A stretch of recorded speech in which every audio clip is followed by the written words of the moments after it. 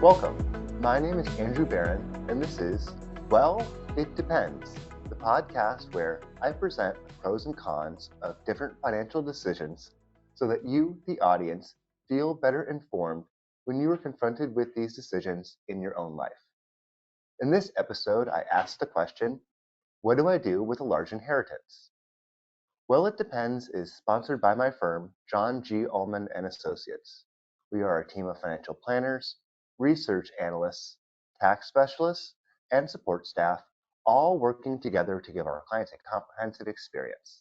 If, after listening, you'd like to discuss your situation with one of our financial planners, including me, please email info@jgua.com. But before we begin, a short disclaimer. This is being recorded on December 21st, 2022.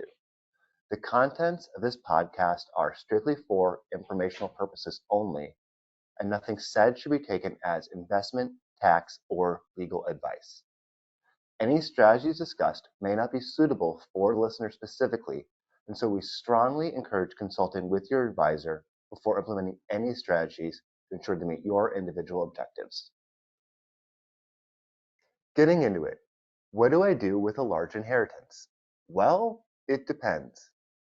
If you have a well-to-do family member, you might think a large inheritance is in your future. But before banking on it, there are a few things to consider. First, until you receive it, don't assume that it's yours. No matter how wealthy you think someone might be, things can always change.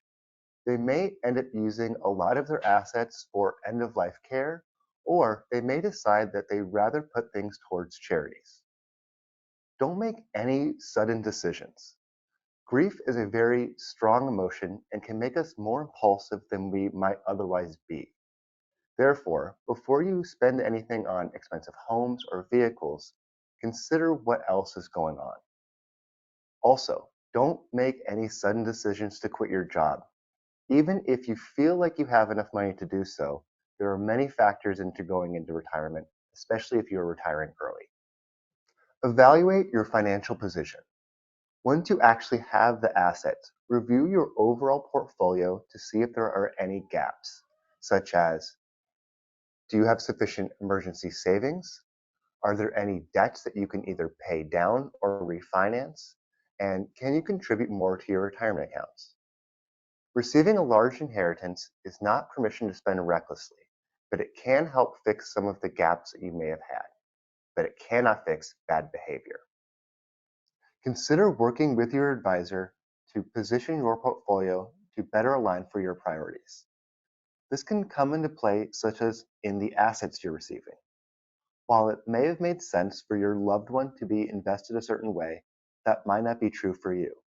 However, selling these assets may have tax consequences that an advisor can lead you through. Depending on the state residency of your past one, there may be an inheritance tax that you're subject to. An advisor can better prepare you for this as well. To recap, no one is entitled to an inheritance, and until the money is in your name, it is not your money. Try and keep a level head, and don't make any drastic changes to your life.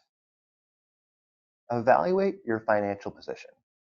If you had problems with not saving enough, debt, or underfunding for retirement, now can be a good time to make adjustments and fill in the gaps. Consider working with an advisor. They can help you position your investments for the long term and prepare you for any tax consequences that might be lurking in your future. So, to answer the question, what do I do with a large inheritance? Well, it depends.